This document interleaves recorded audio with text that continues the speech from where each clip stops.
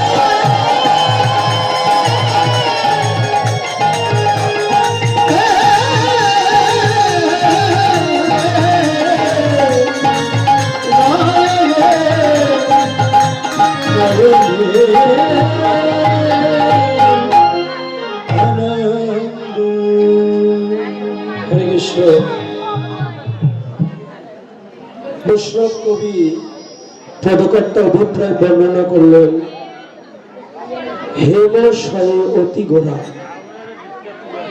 সুমধুর হাস্য থরা জগজনার নয়নে আনন্দ। তো হেমশয়ে অতি গোরা, হেম মানে সোনা, হেম শব্দ স্বর্ণ, তো সোনার সঙ্গে গৌর হরির তুলনা করলেন। কে বাবা? সোনা চাইতে অতি গোরা, গৌর সুন্দর। তো সোনা বড় না গৌর হরি বড়? কি বাবা? গৌর হরি বড়। মায়ের আপনাদের কাছে কি মনে হয় সোনাই বড়, তাই না? মায়েদের কাছে সোনা বড় না? মায়েরা কিন্তু বেশি সোনা পছন্দ করে। তো মায়েরা আপনাদের কাছে কি গৌর বড় না সোনা বড়? গৌর বড়। ওইদিকে মায়েরা আপনাদের কাছে কি গৌর বড় না সোনা বড়? গৌরই বড়। সত্য।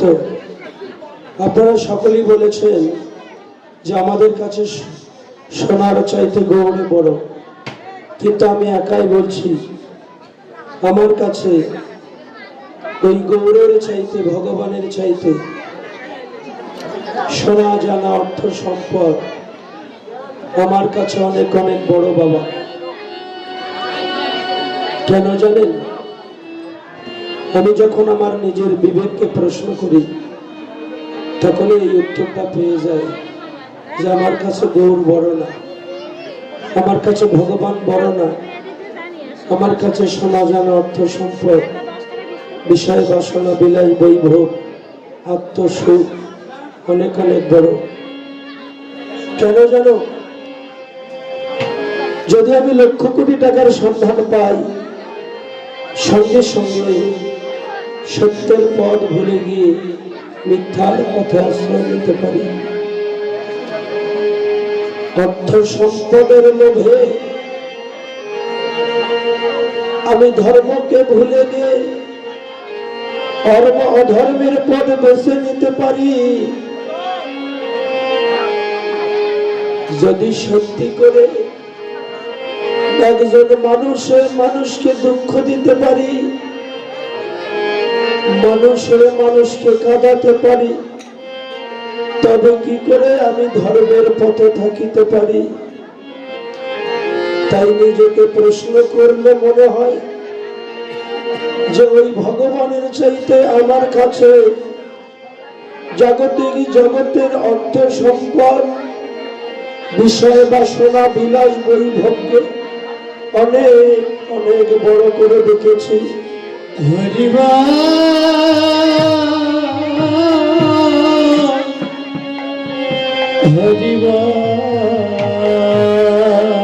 কিন্তু আজকে আমার জনম ধন্য হয়ে গেল।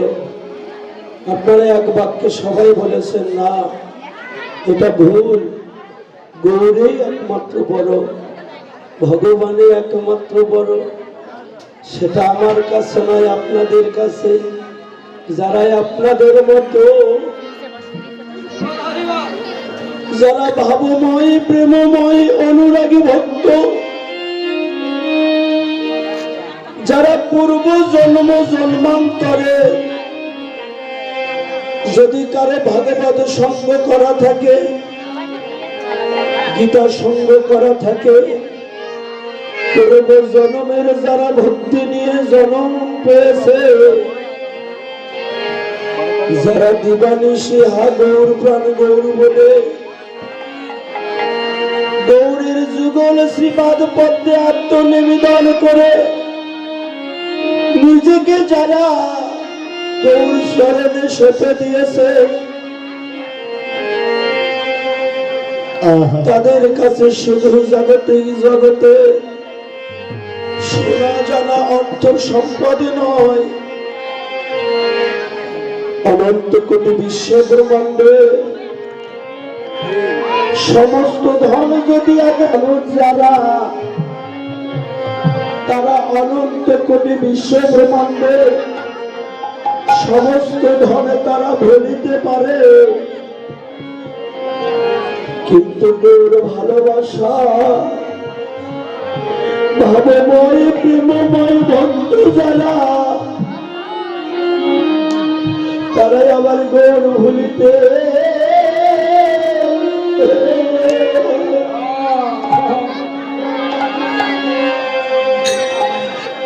পারে পারে দাঁড়ে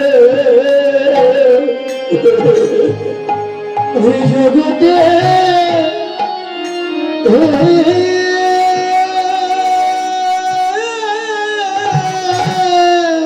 বলে হাজি বাবা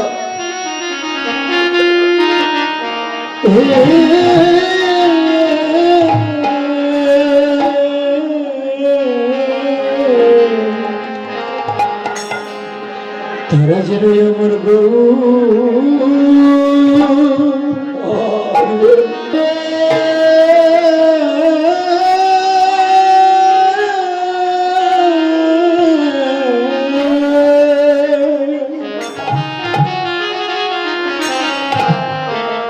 ভুলিতে পারে না রে,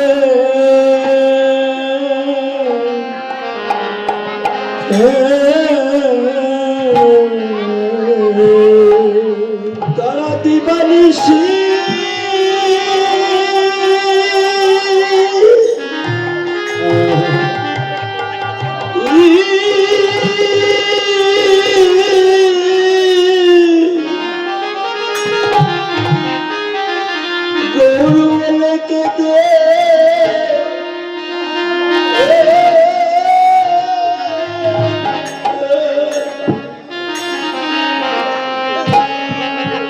তারা কেঁদে বেড়া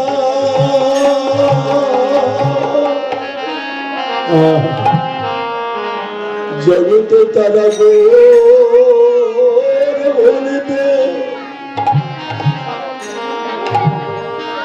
গৌর ভুলিতে পারে,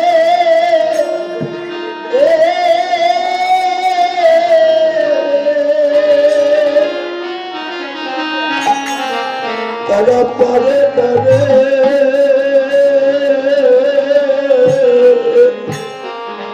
তারা দিবানিশি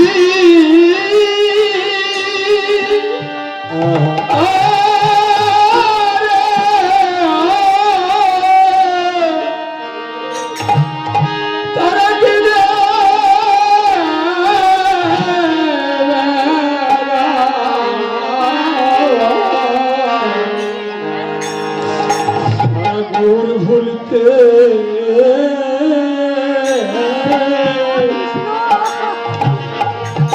তারা বলে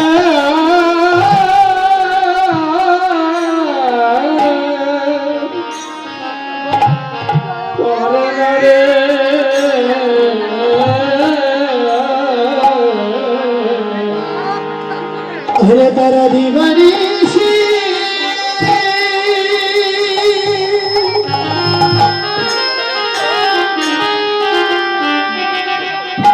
তবে তারা দিবানিসি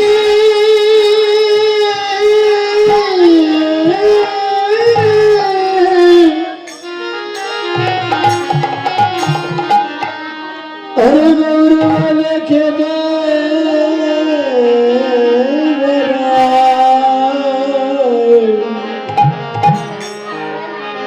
तारा अमर गो बोले हरि बाबा हरि गौर भूलते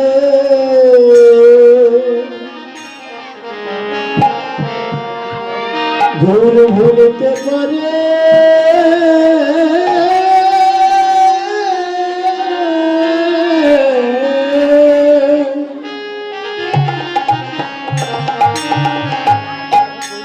जिद करना रे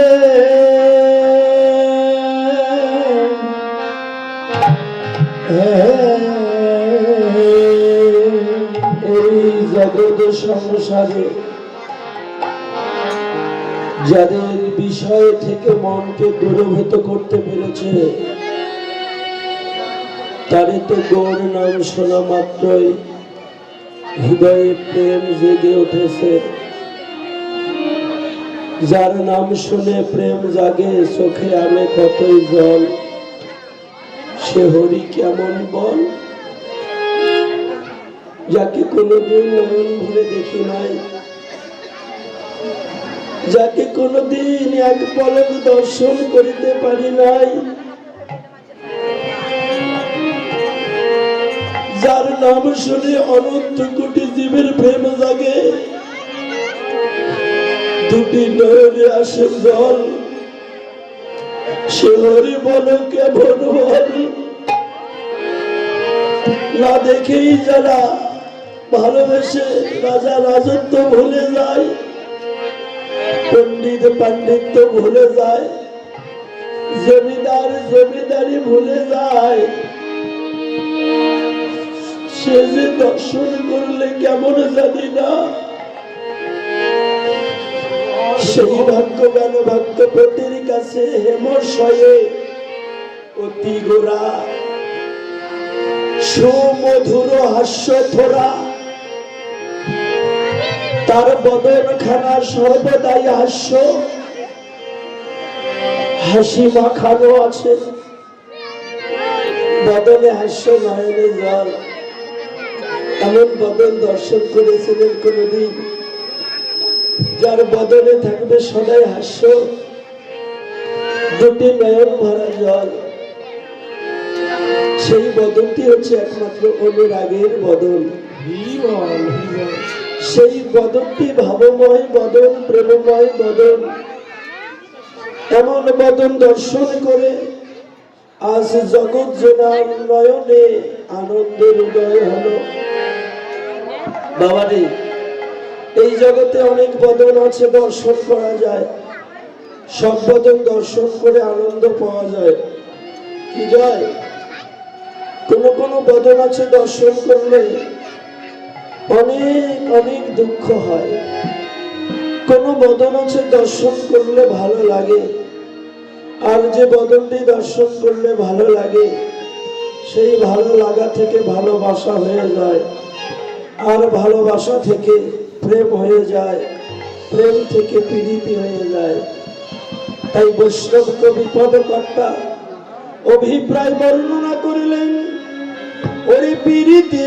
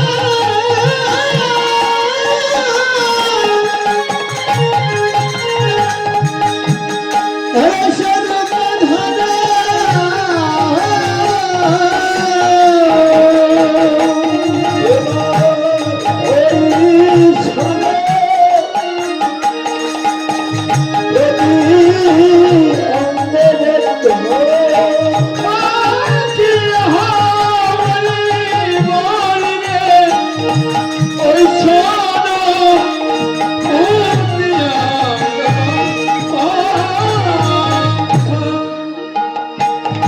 জনপতি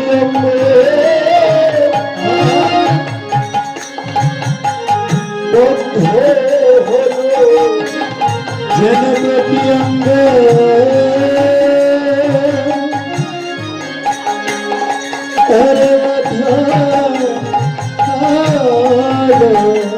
এই না অনন্ত কোটি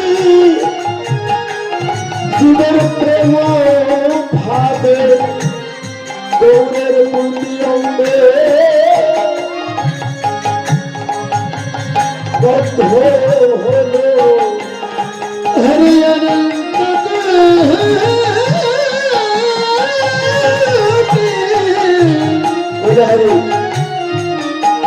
জীবনের প্রেম